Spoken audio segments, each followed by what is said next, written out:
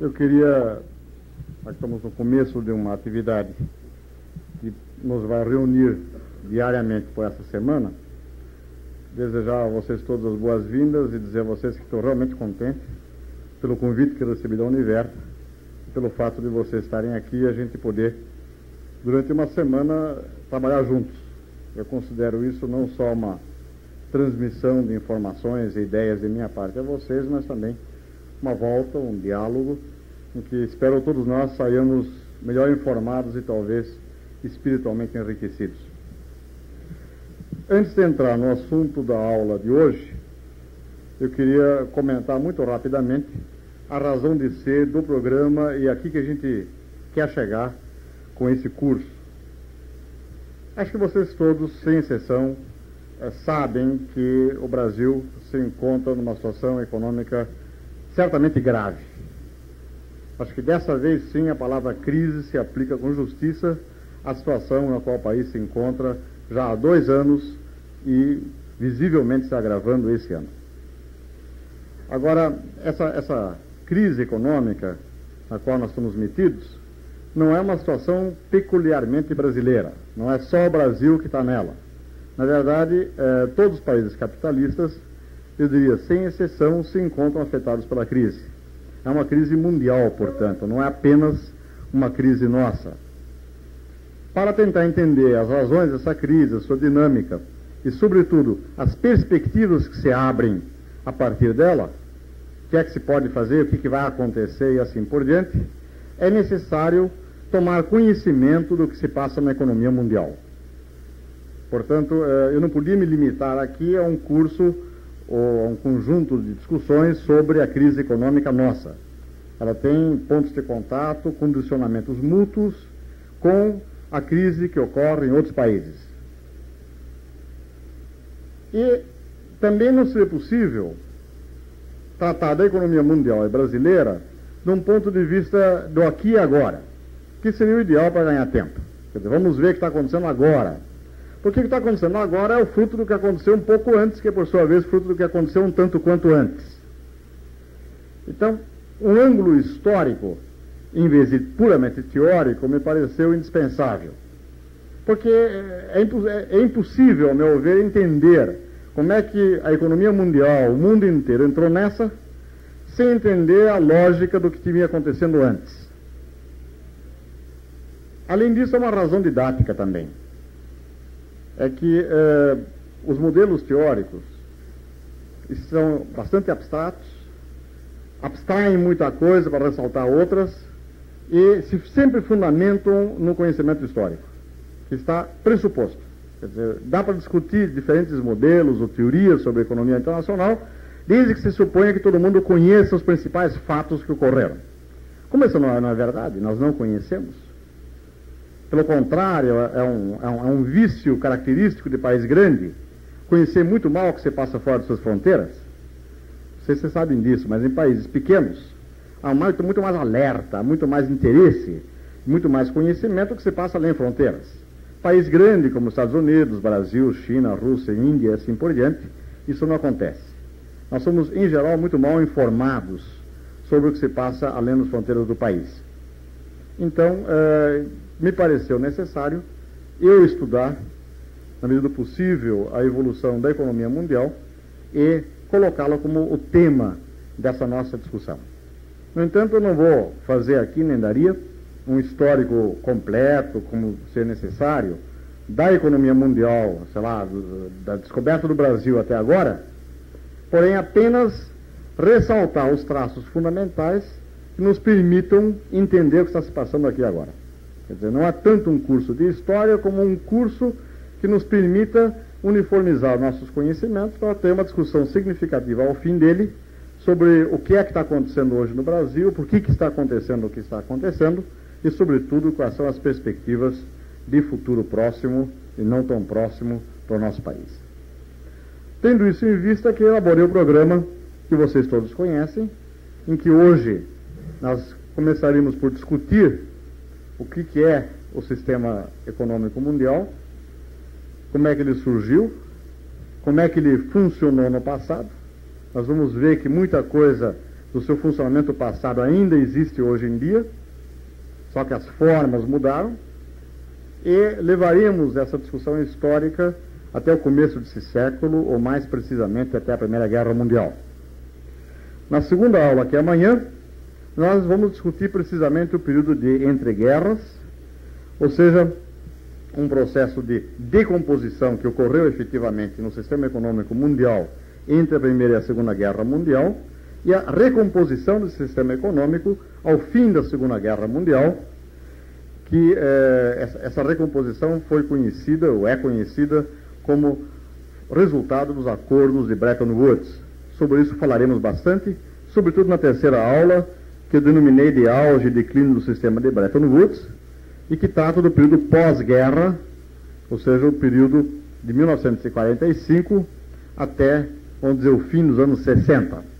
Esse foi um período de grande vigor, de grande prosperidade do sistema econômico mundial e que, sem dúvida, explica muita coisa do que aconteceu no Brasil nesse período.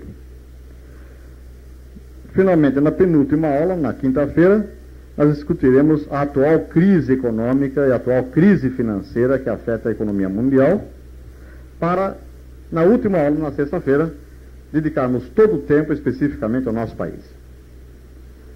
De alguma maneira, esse curso vai ser interessante, para mim, creio que para vocês também, assim espero, porque a gente vai tentar entender a história econômica brasileira no seu verdadeiro contexto, que é o contexto mundial. Como eu já disse antes, como habitantes, cidadãos de um grande país, a gente geralmente estuda a história do Brasil separado da história mundial. Até no currículo escolar, na verdade, nós temos ou a história geral ou a história do Brasil. Na verdade, o Brasil faz parte da história geral, não existe história geral sem Brasil, e também não é possível, na verdade, entender o que se passa no Brasil, o que se passou no Brasil, sem entender o que se passou fora do Brasil.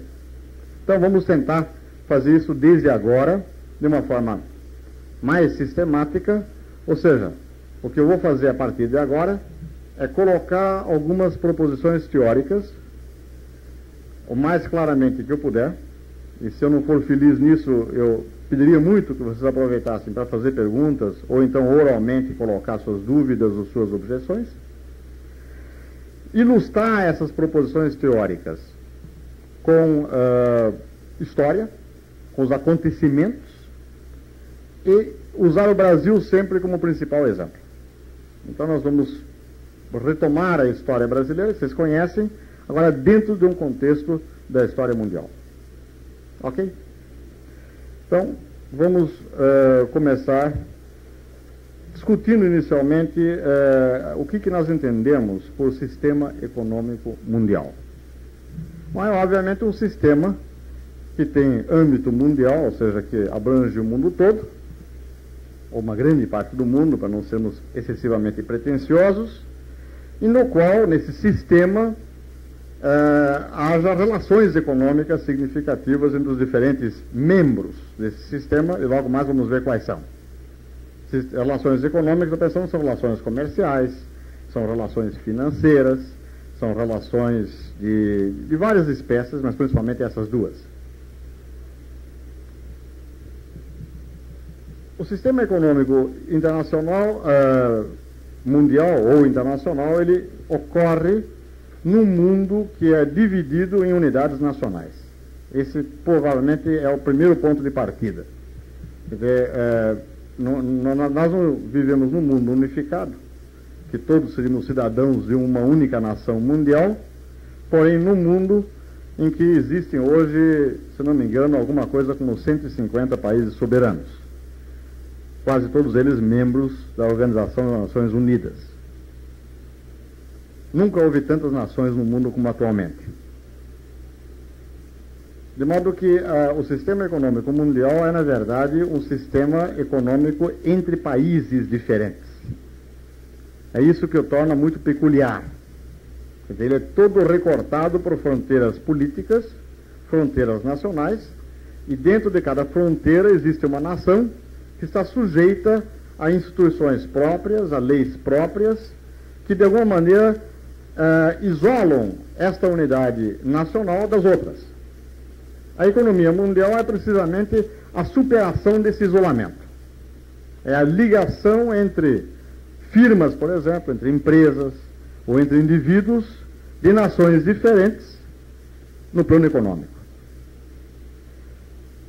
Se isso nós entendemos para o sistema econômico mundial e perguntarmos agora como é que ele surge, quando é que surge o sistema econômico mundial, a gente vai perceber de que ele surge junto com as próprias nações. Ou seja, o sistema econômico mundial, que é uma espécie de antítese da economia nacional, é a negação, num certo nível, da economia fechada nas suas fronteiras nacionais, essa economia mundial surge com as próprias economias nacionais. É um processo, portanto, altamente dialético. Vejam, até o começo da Idade Moderna, até o século XV, XVI, não há nações no sentido que nós os entendemos hoje. Nós temos diferentes regiões, na Europa, na América, na Ásia, na África, que estão eventualmente sob a soberania, sob o domínio político efetivo de determinados regimes imperiais, monárquicos, dinásticos, etc., etc. Porém, não são realmente as nações como nós as concebemos hoje. Não há homogeneidade de nenhuma espécie dentro desses domínios. Por exemplo, se nós pensarmos nos grandes impérios que conheceu o mundo, desde o Império Romano, o Império Chinês, o Império Hindu, o Império Inca, aqui na América Latina, o Império Azteca, que são os grandes impérios anteriores à época das nações. Cada um desses impérios reuniu uma enorme diversidade de povos que falavam línguas diferentes, que tinham relações completamente limitadas entre si, quer dizer, as economias eram extremamente locais, esses impérios não configuravam uma divisão de trabalho, uma certa unificação econômica. No seu espaço não havia, por exemplo, o mesmo sistema de medidas e de pesos, não havia a mesma moeda. Havia algumas leis que emanavam do poder imperial, mas leis essas que muitas vezes eram apenas extremamente limitadas no seu âmbito e muito superficiais nos seus efeitos. Ou seja, aquilo que antes do período nacional se encontra são conglomerados muito instáveis de povos sob o domínio eventual de um determinado soberano. O que nós chamamos de nação? Então, uma nação é alguma coisa mais homogênea. Em geral, uma nação tem uma unidade linguística, o que é extremamente importante. Quer dizer, todo mundo se consegue, em geral, comunicar entre si. Há exceções. Há nações bilíngues, trilíngues, etc., etc. Mas não há nenhuma nação que tenha 50 línguas diferentes. Isso não existe. Quando existe, não é uma verdadeira nação ainda. Quero só referir e dizer para vocês que na Índia existem dezenas de línguas diferentes. No entanto, para que a Índia independente, a Índia pós-colonial, pudesse se transformar numa nação, foi necessário adotar uma língua oficial. Sem isso é impossível. E a própria adoção de uma língua oficial causou conflitos, e causa até hoje, conflitos enormes na Índia. Então essa necessidade de você ter uma língua comum para que haja um intercâmbio de informação e de toda outra natureza entre os habitantes da mesma nação é um elemento central, um elemento fundamental da existência de uma nação. E do ponto de vista econômico, vejam, isso não há dúvida, cada nação tende a constituir uma unidade separada. Quer dizer, desde o seu origem, desde o início, interessa ao governo, interessa ao poder nacional integrar economicamente essa nação. Por exemplo, constituir um sistema de comunicações, um sistema de transportes, seja terrestres ou aquáticas, etc., que permita atingir qualquer ponto do território nacional, a partir do centro, da capital, com relativa facilidade. Até por motivos de segurança, até por motivos militares, mas que tem um óbvio efeito econômico. Na medida em que se cria essa rede de transporte que integra o território nacional, evidentemente as trocas comerciais se facilitam nesse território. Então, veja, um primeiro elemento do ponto de vista econômico de uma nação é o fato de ser um território relativamente integrado. Segundo lugar, está sujeito, em geral, às mesmas instituições econômicas, ao mesmo sistema tributário, ao mesmo sistema de pesos e medidas, ao mesmo sistema de moeda. A moeda é um dos mais importantes elementos econômicos do ser nacional. Não há nenhum Estado nacional, nós vamos tocar isso muitas vezes, são os elementos principais da atual crise, o fato de que cada nação tem a sua própria moeda. Ao ter sua própria moeda, ela regula em grande medida a sua própria vida econômica nacional. A moeda é um grande, importantíssimo instrumento de regulação da vida econômica de cada país. Uma nação que não tenha uma moeda própria não é uma nação. É uma colônia, é uma dependência, é um satélite, não é uma nação. Então, um dos atributos da nacionalidade é a existência de um sistema monetário próprio. E com uma série de instituições características do sistema monetário, sobre as quais ainda teremos oportunidade de falar. Muito bem. Se nação é isso economicamente, quer dizer, é um espaço econômico próprio e que tem fronteiras econômicas, ou seja, as fronteiras políticas, a fronteira que diz até aqui é a nação A, daí por diante é a nação B. Essa fronteira político-militar é também uma fronteira econômica. Quer dizer, uma das características essenciais de qualquer nação é o controle do que passa pela fronteira. As fronteiras não são abertas economicamente. Não se pode nem exportar, nem importar mercadorias de um país a outro, sem que haja uma série de controles, sem que essas transações sejam permitidas pela regulação nacional de cada um dos dois países. Isso é uma característica essencial da economia nacional. Quer dizer, o fato de que as transações de mercadorias e também as transações de valores, os pagamentos, as inversões de capital e assim por diante, são sempre sujeitas a duas regulamentações nacionais, dado que a relação se faz entre dois países diferentes. Muito bem, se isto é a economia nacional, quando é que ela surge? Quando é que começam a surgir entidades dessa natureza que correspondem a esse tipo de descrição? Elas surgem precisamente no fim da Idade Média ou no começo da Idade Moderna, a partir do século XV ou XVI, na Europa. A Europa é o berço das nações e o século XVI também é a aurora das nações, ou seja, certos reinos, certos conglomerados políticos começam a se nacionalizar. A Inglaterra é uma das primeiras nações que surge paulatinamente. Vejam, uma das coisas importantes é que uma nação não surge de pancada. Uma nação não surge por um ato heróico. Ele surge por um processo. Por exemplo, Brasil. Nós já temos uma oportunidade de pegar um pedaço da história do Brasil e pensar um pouco. Será que a nação brasileira surgiu do grito de Ipiranga? Independência ou morte? Eu diria não. Sem dúvida, foi um momento importante da construção da nacionalidade brasileira. Porém, aquilo que se chamou Império Brasileiro, no dia 7 de setembro de 1822, estava muito longe de corresponder à descrição teórica do que é uma nação. Por exemplo, não havia um sistema de transporte integrado. A única forma de se atingir os diferentes pontos do território nacional era por via marítima. Ao passo que todo o interior do Brasil praticamente não tinha acesso a não ser pelos rios, quando havia rios navegáveis para chegar até lá. Quer dizer, o Brasil, desse ponto de vista particular, se construiu ao longo do século XIX, eu diria a primeira metade do século XX, primeiro através das ferrovias, depois através das rodovias e das obras hidroviárias e assim por diante, e hoje eu diria que o Brasil é efetivamente um espaço nacional razoavelmente integrado. Pode-se discutir a partir de que momento, se foi a partir de 1920, ou 30, ou 60, mas é óbvio que isso foi um processo.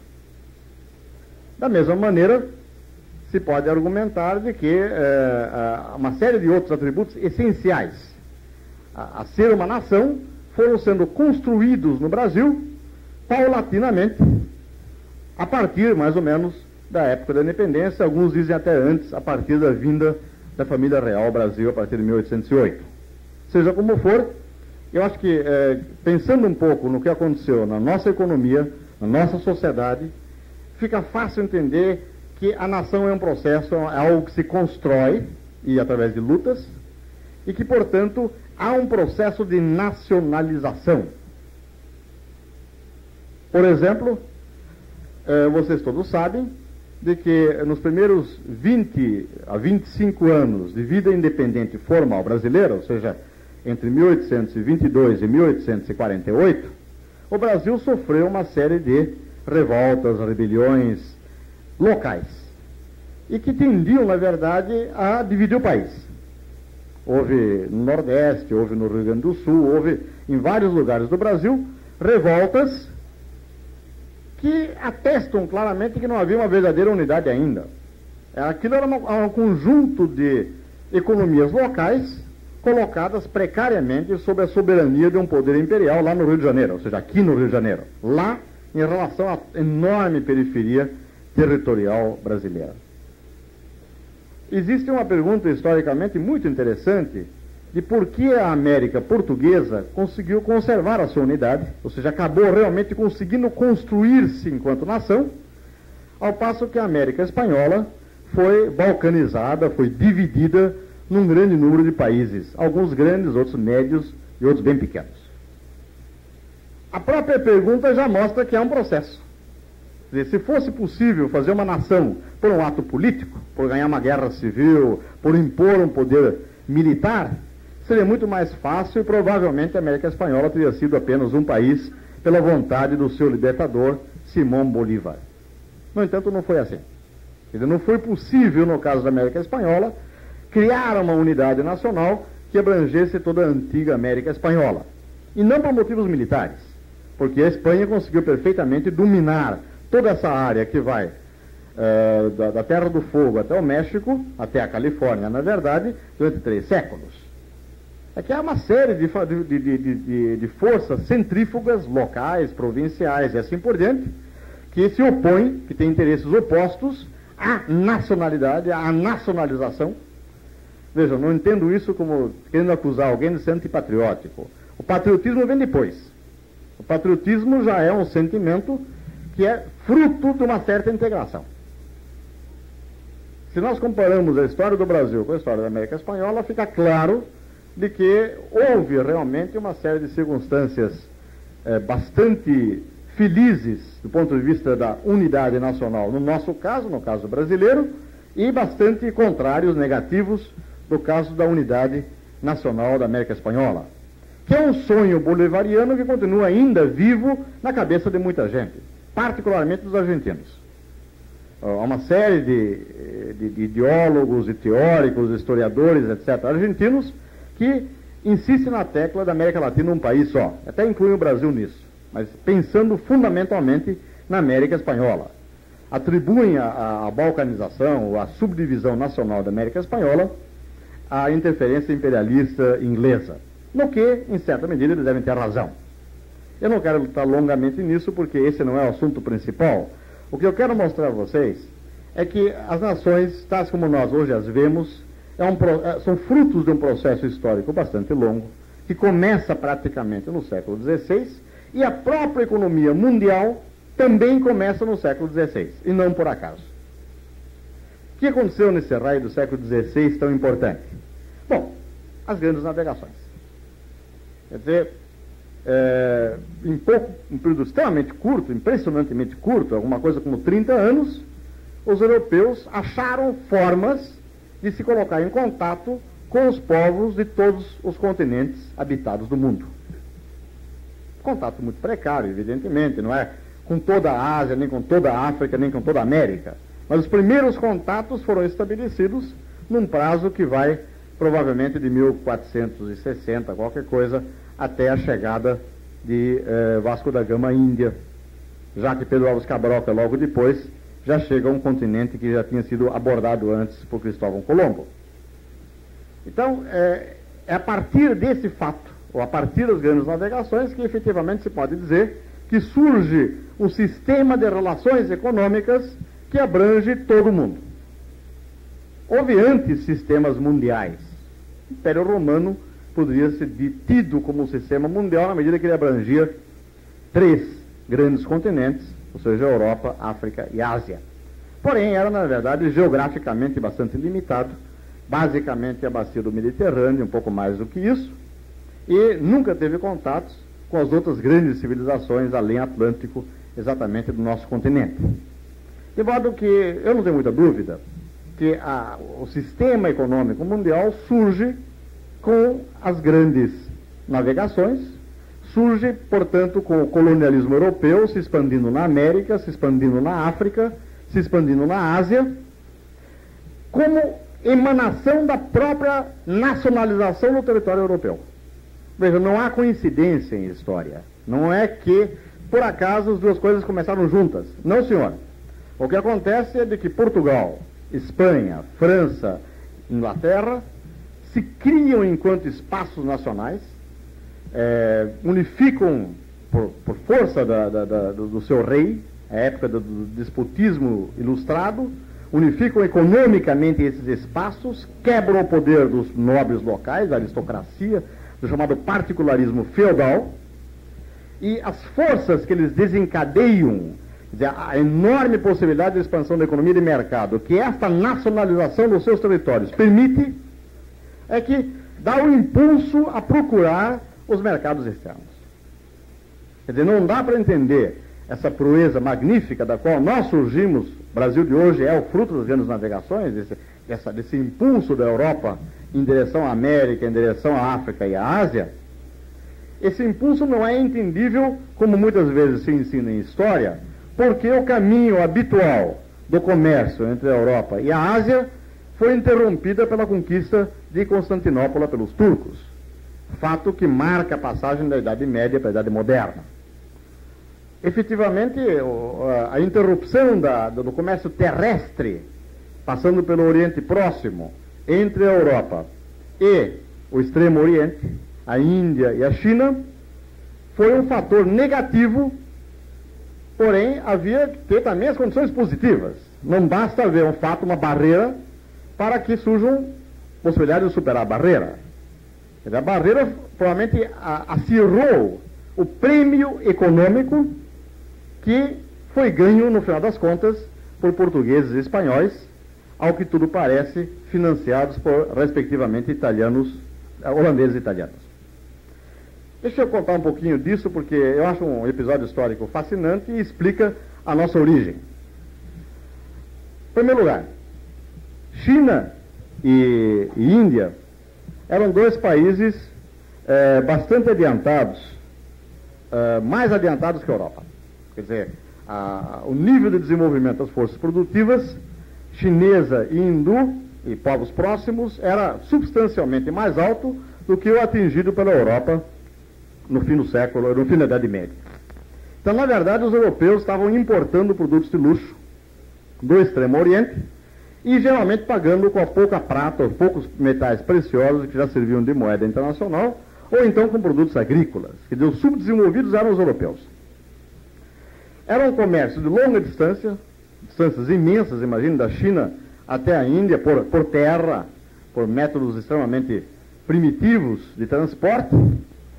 Obviamente tinham que ser de produtos de alto valor, produtos de densidade de valor extremamente grande, quer dizer, produtos altamente elaborados, perfumes, essências, especiarias, sedas, porcelanas, joias, etc, etc. Aquilo dava um lucro não pequeno, considerando que além da enorme despesa de transporte que tinha que haver lá da China, lá da Índia até a Europa, havia um número imenso de intermediários. Como nós sabemos, os intermediários encarecem os produtos. Uma dúzia de laranjas que lá na lavoura custa 10 cruzeiros, quando nós a compramos na feira custa 100. E isso vem aí de perto, bebedouro, não sei de onde é que vem nossas laranjas. Ao passo que, de tão longa distância, imaginem quantos produtos deveriam ser encarecidos para finalmente serem consumidos pela fina flor da aristocracia europeia. Quando os turcos fecham essa via, os produtos orientais sobem de preço, não é isso? Tornam-se extremamente raros, extremamente caros. E isso cria um prêmio fantástico para quem conseguir achar outro caminho. Então abre-se uma espécie de concurso internacional, à procura de Katai, à procura das riquezas do Extremo Oriente. E já é época de Copérnico, já vem umas novas e revolucionárias teorias que a Terra é redonda em vez de ser chata, e gira no espaço, etc, etc. Os espanhóis apostam na nova teoria e aceitam que um navegante genovês procure chegar ao Oriente através do Ocidente. Vocês conhecem todos a história. Ele chega vitoriosamente à Ásia, ou à Índia, que na verdade é a América Central, é a atual República Dominicana. Não sabe disso, volta 3 vezes até aqui e morre feliz que encontrou o caminho para a Ásia. Só que aqui não havia aquelas riquezas que ele esperava encontrar. Os portugueses, por outro lado, tentam dar uma volta na África, conseguem. 7 anos depois, Vasco da Gama chega à Índia, efetivamente. Ele encontra um caminho praticável e, com isso, se abre a interligação oceânica entre a Europa, América, África e Ásia. Aliás, a tentativa de Colombo não está totalmente errada. É possível chegar da Europa à Ásia pelo mar, mas é que depois da América vem o maior de todos os oceanos, que é o Oceano Pacífico, e esse só foi vencido pelo navegador português, Fernão de Magalhães, lá por volta de 1530 e poucos, na primeira viagem ao volta do mundo, que foi terrível. De qualquer maneira, o que interessa contar, explicar, entender, é que a partir dessa unificação econômica mundial, ainda muito precária, mas que já se começa a consolidar a partir do século XVI, surgem economias nacionais no centro e surgem economias periféricas coloniais. Este é o sistema econômico mundial, no que a gente pode dizer que é a sua primeira etapa, a etapa que vai do século XVI ao século XVIII. São 300 anos. Nesses 300 anos, o que nós observamos é a hegemonia crescente da Europa, que a partir das grandes navegações vai subordinando os outros continentes a ela e vai reduzindo a América, a África e a Ásia ao status de colônias a serem exploradas exclusivamente a favor dos interesses nacionais europeus. Quer dizer, se constroem os grandes impérios coloniais, primeiro português, espanhol, logo mais holandês, britânico, que torna-se o maior de todos, francês e assim por diante. Nessa primeira etapa do sistema econômico mundial, o comércio continua sendo feito fundamentalmente com poucas mercadorias de grande valor. Quer dizer, as viagens são extremamente precárias, têm um custo humano imenso e somente cargas de muito valor é que podem aguentar, no sentido de que o custo do transporte é tão alto que se o produto não tiver um grande valor, ele acabará no destino não cobrindo os custos do seu transporte. Nessa primeira etapa, é importante entender, a Europa continua produtivamente inferior aos grandes impérios do Extremo Oriente, inferior à China, inferior à Índia, e ela paga as mercadorias hindus e chinesas, que são de luxo, com o ouro e a prata americanas. Então, o sistema econômico mundial funciona dessa maneira. A América é ocupada pelos europeus, encontram pontinhos já minerados e fundidos, grandes quantidades de ouro e prata, pelas grandes civilizações andina e mesoamericana, ou seja, Inca e Azteca, roubam, saqueiam esse ouro e prata, submetem os indígenas nas áreas em que há depósitos de ouro e prata para que produzam mais. Esse ouro e prata vai à Europa e vai depois para a Índia ou para a China em pagamento de sedas, tapetes, porcelanas, móveis de laca, enfim, uma grande quantidade de produtos de luxo que fluem então da China e da Índia para a Europa. Inclusive tecidos de algodão. A Índia tem nessa época uma adiantadíssima manufatura têxtil de algodão, os calicos, que são trazidos em grande quantidade para a Europa e pagos pela Europa com metal precioso americano. Então é assim que funciona o sistema econômico mundial nos seus principais traços. É um comércio de longa distância, intercontinental em geral, e dentro de linhas coloniais. Uma outra, eu acho que é uma questão de método só. Se eu for interromper, estou com medo de não chegar em 1 hora onde eu queria. Dá para guardar a pergunta até... Desculpe, viu? Eu estou com medo de abrir precedente. Eu acho mais bacana conversar, mas aí não dá para chegar. Vejam, eu não quero ficar muito tempo nisso, porque o que interessa é chegar a outra etapa depois, que já é mais próximo de nós. Mas o Brasil é um dos centros principais desse sistema econômico mundial. Não se explica o que ocorreu no Brasil a não ser dessa maneira. Quer dizer, o Brasil é um dos vértices de um grande sistema triangular de comércio. Que o outro vértice é a Europa e o outro vértice é a África. Uma das mercadorias mais importantes do comércio do chamado antigo sistema colonial é o escravo. Então, o escravo é capturado na África, é vendido pelos soberanos africanos da costa para os europeus, que o trazem à América, para que ele aqui produza o seu próprio valor, sob a forma de tabaco, geralmente, e derivados de açúcar, e ainda uma mais-valia, um mais produto, um lucro, sob a forma de produtos consumidos na Europa. No caso do Brasil, principalmente açúcar. E esse açúcar, então, vai à Europa, onde ele, em grande parte, é retido sob a forma de tributos, mas uma parte que não é tributo volta ao Brasil, então, com mercadorias de luxo propriamente europeias ou, eventualmente, até asiáticas. Então, é um comércio a longa distância de produtos de alto valor e que envolvem só a elite. Envolvem uma pequeníssima parcela da população de cada um desses países ou colônias. Certo? Portanto, é uma relação econômica ainda extremamente rudimentar. Porque os principais países estão ainda em processo de constituição. E as únicas nações em processo de constituição são lá na Europa, não na periferia. Não há nacionalização, por exemplo, no Brasil. Quer dizer, jamais os portugueses pensaram em criar esse espaço uniforme nacional aqui nesta parte da América.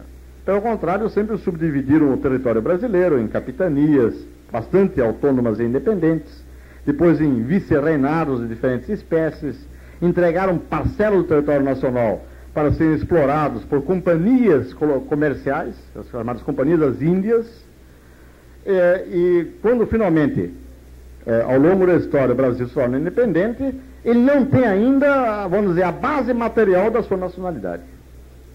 E isso que é verdade. O Brasil acontece para uma grande parte dos outros continentes. Por isso que vocês têm o fenômeno hoje da África ser uma enorme mosaico de nações. O continente que tem mais nações no mundo inteiro é a África. O mesmo processo de balcanização que sofreu a América Latina quando da independência da Espanha, surgiu na África, mas em enormes quantidades. E os poucos países de maior extensão na África, como a Nigéria, por exemplo, o Congo, estão sujeitos a tensões internas secessionistas, tensões centrífugas muito fortes. Quer dizer, é quase um milagre que esses países tenham conseguido até agora reter a sua unidade. Ninguém garante que eles conseguirão fazer isso ainda por muito tempo. Talvez consigam e até consolidem a sua unidade nacional. Mas no momento ela é extremamente precária. Porque nessa etapa do sistema econômico mundial, o que existe é um esforço concentrado, consciente, de construção da nacionalidade, construção da economia nacional e da existência da cultura nacional. Lá na Europa, nos países centrais, porém, pelo contrário, uma diversificação, um localismo exacerbado nas colônias. A política colonial é uma política de divide para reinar. Muito bem. Eu não vou me estender mais, embora seja um período extremamente interessante e importante para nós também, porque o tempo é curto e eu gostaria de chegar à seguinte etapa do sistema econômico mundial, que é a etapa que se abre com a Revolução Industrial. A Revolução Industrial ocorre na Inglaterra e se inicia no último quartel do século XVIII, com a invenção da máquina a vapor e a aplicação da energia a vapor, sobretudo na indústria de tecelagem, depois de fiação e tecelagem, e a partir daí, crescentemente, a outras atividades manufatureiras. A Revolução Industrial, durante um longo período, vamos dizer, um período de quase um século, é um fenômeno britânico, é um fenômeno de uma nação só. Então se estabelece, através da Revolução Industrial, uma divisão internacional do trabalho.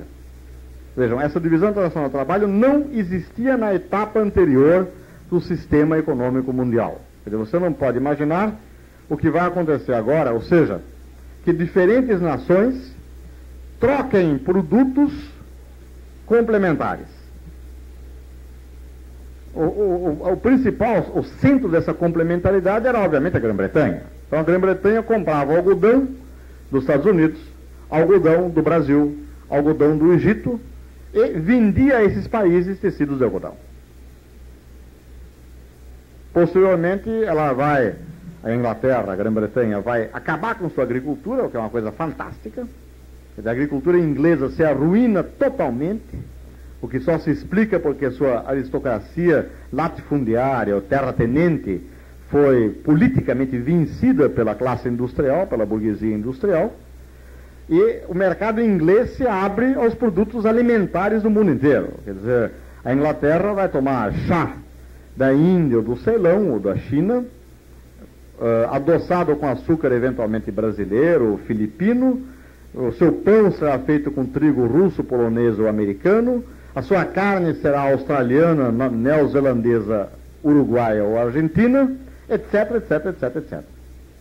Para que isso? Porque com essas enormes compras de alimentos, a Inglaterra tem como vender seus produtos industriais em quantidades cada vez maiores. É isso que se chama divisão do trabalho. Divisão do trabalho é sempre um processo de especialização, pode ser entre empresas, pode ser entre indivíduos, ou pode ser entre nações, em que cada um dos membros dessa divisão internacional do trabalho, cada um dos participantes, se especializa na produção de um ou poucos produtos e compra dos outros os demais. Então, a partir da Revolução Industrial, se estabelece essa divisão internacional do trabalho, em que a Inglaterra torna-se a chamada oficina do mundo, ou a fábrica do mundo, vendendo ao resto do mundo, não só tecidos, que era o principal produto industrial da época, mas também ferrovias, quer dizer, aços para fazer trilhos, vagões, locomotivas, ferramentas e máquinas para consertar os trens, além dos serviços de engenharia, etc, etc, etc. A exportação de ferrovias foi um dos grandes negócios da economia mundial no século XIX, e exportação de muita coisa mais, mas principalmente tecidos e ferrovias, e em troca a Inglaterra liga a si o Brasil, principalmente como produtor de café, que os ingleses não tomam muito pouco, porém indiretamente ligam a si, porque nós compramos produtos industriais ingleses, vendemos o café aos Estados Unidos e à Europa colonial, continental. Os alemães tomam muito café, os franceses, os italianos, e com isso nós conseguimos pagar aos ingleses os seus produtos. Portanto, indiretamente temos a mesma divisão internacional do trabalho que qualquer outro país, e os argentinos através do trigo e da carne, os uruguaios, etc, etc, etc. Então, durante um longo período se gera uma divisão internacional do trabalho que vai constituir a essência da economia mundial, do sistema econômico mundial, que tem um centro só, que é a Inglaterra, que é a Grã-Bretanha. É ela que recebe as mercadorias do mundo inteiro e, por sua vez, as reexporta muitas vezes processadas e transformadas. Isso, vamos dizer, é